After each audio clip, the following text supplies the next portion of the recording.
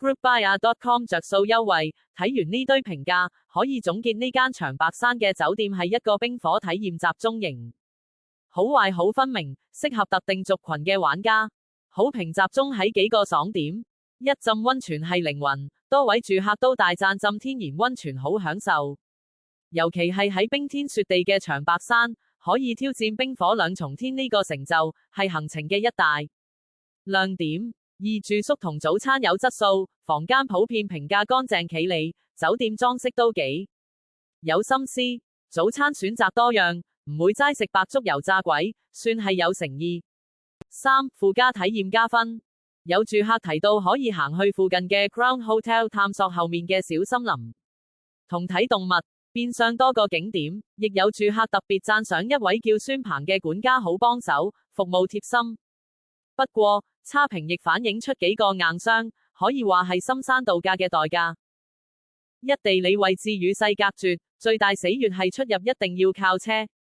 酒店本身就好似一個孤島，如果想揾多啲嘢食，就要山長水遠搭車去到白河鎮山引號，否則就只能幫襯酒店餐廳。有住客直指性價比唔高。二、硬件有瑕疵。有房間出現洗手盆過低，甚至有小昆蟲嘅問題，直接影響入住體驗。三、好睇天時地利，有評價直言，如果唔係落雪天嚟，感覺會大打折扣。溫泉質素亦只屬普通。換句話說，佢嘅魔力好大程度建基於雪景呢個氛圍濾鏡。結論：呢間酒店唔係一間全能型酒店，而係一間主題樂園式酒店。佢賣嘅係一站式冰雪溫泉體驗，適合邊類人？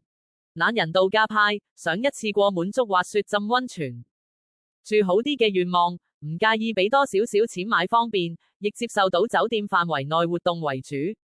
打卡體驗派，目標明確，就係要嚟長白山感受雪中溫泉。對冰火兩重天有憧憬，食物同周邊娛樂係次要。家庭客，有包滑雪同溫泉嘅套餐，帶住小朋友唔使周圍撲活動，唔適合邊類人？美食探險家，厭倦酒店餐，想每晚出動掃街，試地道小食嘅朋友會覺得好被困。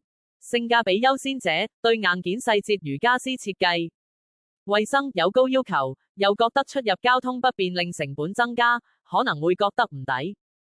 非雪季旅客，如果唔係冬天去，冇咗個雪景加持，成個體驗同價錢可能會覺得有落差。總括而言，如果你嘅目標就係衝住長白山嘅雪同溫泉而去，唔介意被困喺度假區享受設施，咁呢間酒店會係個不錯嘅選擇。但如果你係個需要多樣化飲食、喜歡自由探索周邊，或者對酒店細節好執着嘅旅人，就要三思，或者只係住一晚體驗下就夠。記住，天氣係最大變數。落雪與否，體驗可以差天共地。酒店近吉林長白山北景區圓山門，以養生休閒度假為主題，以溫泉療養為中心，總佔地面積達6萬。長白山南景國際生態交流中心，純歐式風格建築，設計新穎，裝潢考究。長白山南景國際生態交流中心酒店共有實體建築4棟，其中客務樓2棟，餐飲會務中心1棟，溫泉養生會館1棟。長白山南景國際生態交流中心溫泉水源源自於長白山天然溫泉群，該溫泉水以硫化物為主，水溫達83攝氏度，面積達1000，是長白山開發建設集團斥巨資將核心溫泉引至酒店，建成奢華典雅的南景聚龍溫泉，建築面積近4000。長白山南景國際生態交流中心，長白山南景國際生態交流中心。